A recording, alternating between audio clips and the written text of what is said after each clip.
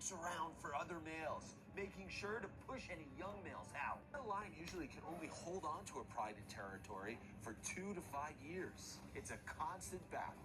He'll keep working his territory until he ends up reconnecting with the lioness and cub, other lioness, and soon the pride will be all together again. The lion is definitely one of the top predators on the African savanna. Maybe even the top predator. But not the king of beasts. He has a lot of competition from the other super predators. The leopard, the spotted hyena, and the wild hog. And every day is a fight for survival for the lion. Well, the biggest lions are males. A male lion in his prime can get up to be 9 feet long and weigh up to 500 pounds. Lions are social.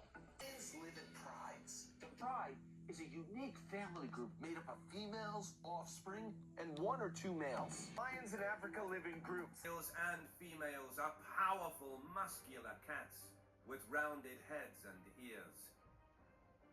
Only adult male lions display a brown, rust, or black mane, which extends down the neck and chest.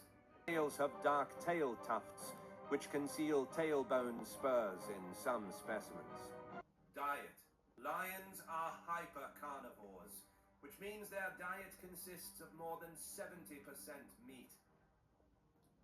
African lions prefer to hunt large ungulates, including zebra, African buffalo, gemsbok, giraffe, and wildebeest. A single lion can take down prey twice its size. In prides, lionesses hunt cooperatively, stalking from more than one direction to capture fleeing animals. They're the only ones that weaponize the power of friendship, which is why lions have the most impressive meal plan of any cat. Anything short of a full-grown elephant can get packed up by the pride. It's because a lion's roar is designed to be heard and tell anyone within a 5-mile radius that if they plan to around, best make time to find out. First of all, darker manes are more desirable in lion society, so Scar should have been king to begin with. Next, when a new male lion becomes leader, the first thing he does is murder all the children from his previous successor, meaning Scar would have personally aborted Simba and Nala. I quiver with fear. No, Scar, don't look at me that way.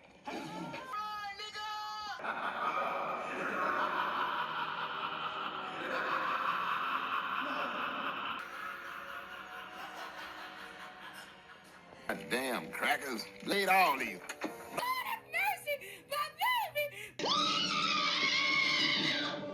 Lion's roar is designed to be heard and tell anyone within a 5-mile radius that if they plan to around, best make time to find out.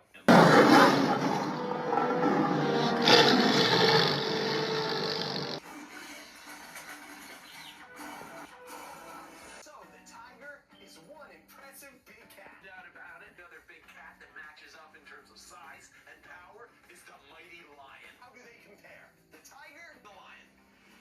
How does a lion stack up against big male Bengal tiger? If you compare Bengal tigers to lions, they're about the same size. But the Bengal tiger's cousin, Iberian tiger, is the largest cat in the world. Tigers are solitary.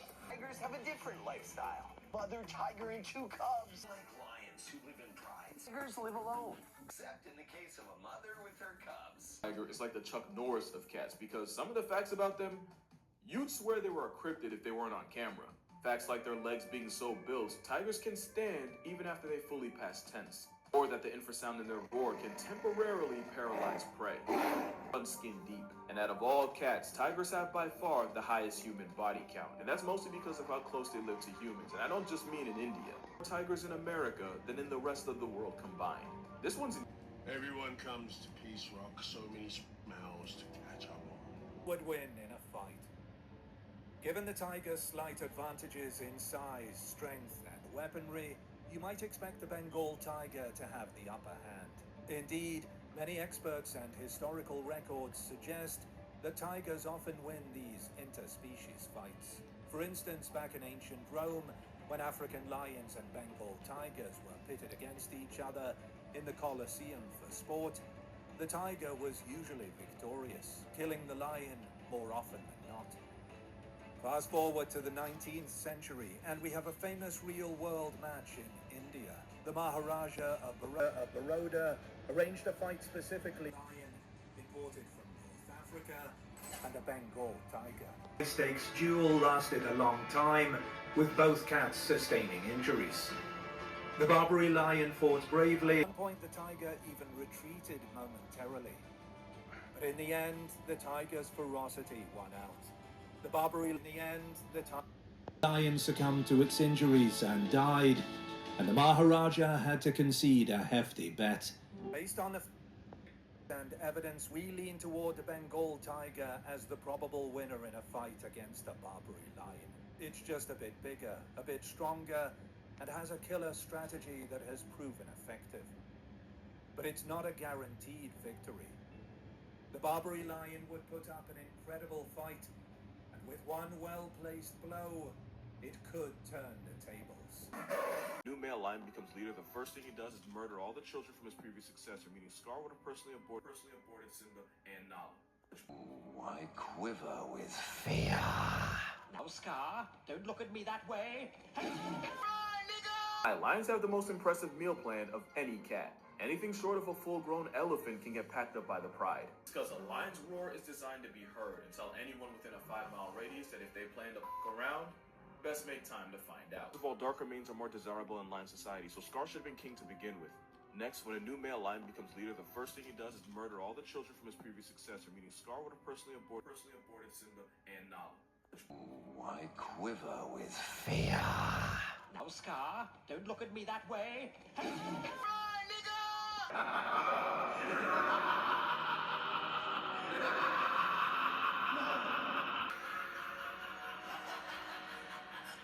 Crackers, laid all these.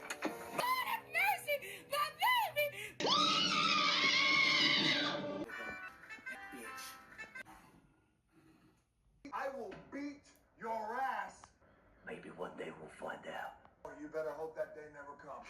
Everyone comes to Peace Rock, so many mouths to catch up on. Would win in a fight. Given the tiger's slight advantages in size, strength, and weaponry, you might expect the Bengal tiger to have the upper hand. Indeed, many experts and historical records suggest that tigers often win these interspecies fights. For instance, back in ancient Rome, when African lions and Bengal tigers were pitted against each other in the Colosseum for sport, the tiger was usually victorious, killing the lion more often than not. Fast forward to the 19th century, and we have a famous real-world match in India. The Maharaja of Baroda arranged a fight specifically lion imported from North Africa and a Bengal tiger. The stakes duel lasted a long time, with both cats sustaining injuries. The Barbary lion fought bravely. At one point, the tiger even retreated momentarily. But in the end, the tiger's ferocity won out. He succumbed to its injuries and died, and the Maharaja had to concede a hefty bet. So, the tiger is one impressive big cat. Doubt about it. Another big cat that matches up in terms of size and power is the mighty lion. How do they compare? The tiger, the lion. How does a lion stack up against big male Bengal tiger? If you compare Bengal tigers to lions, they're about the same size. But the Bengal tiger's cousin, Iberian tiger, is the... There's technically 5 members, and the first is the leopard. The leopard is the pound-for-pound champion of big cats. And what would happen if Spider-Man changed careers and paid rent as a hitman? You won't find 5 animals more disrespectfully athletic than the leopard. There's not a single situation where a 360 backflip no-scope is required to murk a monkey. But that's just leopards. They're by far the best climbers of big cats. And to avoid getting food taxed by lions and hyenas, they're the best climbers of big cats. And to handle their prey up into the trees off the muscle, straight jaw work. No gym, but look at that deadlift. And yeah, they can also stalk their prey from the trees and fall out the sky for smoke like Batman about to cripple a jaywalker. They're by far the most versatile big cat, which is why they have the widest range. Fake bitch, that's why my friend fucked on your nigga. Both you bitches pussy, I think y'all should scissor. She bought a chain, I bought the same one, even bigger.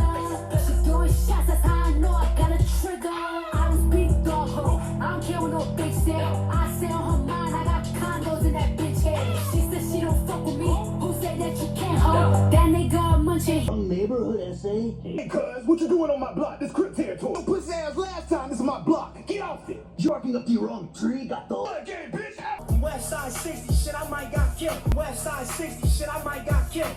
In terms of climbing ability, It is one of the most powerful wildcats. All my life, been running all my life. Sacrifice, hustle, pay the price. Want a slice, got to roll the dice. That's why all my life I've been running all my life. What you looking at, punk? Albert, what's your name, bitch? I wake up in the morning, I got murder on my mind. Are one of those animals. Now, what do I mean by that? I mean that you could look at this picture 900 times and a 901st will still put bricks in your pants. Also, fun fact, this picture's probably the reason you even know I exist. One of the first animal videos I ever made was dedicated to how much of a middle finger this was to my peace of mind. True back then is still very much true today. At up to 1,700 pounds and 7 feet tall, at the shoulders, the moose is always going to be one of those animals God forgot to put a size cap on. Moose are part of the Capreolinae deer family. Only problem is this Roy deer is closer in size to an elephant than to a full-grown Bambi. Closer in size to an elephant than to a full-grown Bambi. And because you probably think I'm blind, the largest Alaskan moose ever caught was 1,808 pounds and 10 feet tall if you count the antlers. But like, why wouldn't you? Moose are broken in many ways, but the most obvious is how god big they are. The problem with being built like a truck with antlers is that very few things in nature have the ability or the audacity to ever try to check you. And while moose calves are obviously vulnerable to predators, there just aren't enough things in the world that are bold enough, desperate enough, or stupid enough to want smoke with a full-grown bull moose. Might hunt them, even a wolf pack will hesitate to test a healthy male moose's ability to turn you into past tense. Remember me? You don't remember my name? My name, Nickel. I ain't my name. My mama didn't name me What's my name, Nickel? What's my name? Back to hell. Oh, yeah. I'm going back, and I'm taking y'all with me in the first-class cabin on the Ass-Whooping Express. All aboard. Woo-woo. Get that ass whooped. Aren't enough things in the world that are bold enough, desperate enough, or stupid enough to want smoke with a full-grown bull moose.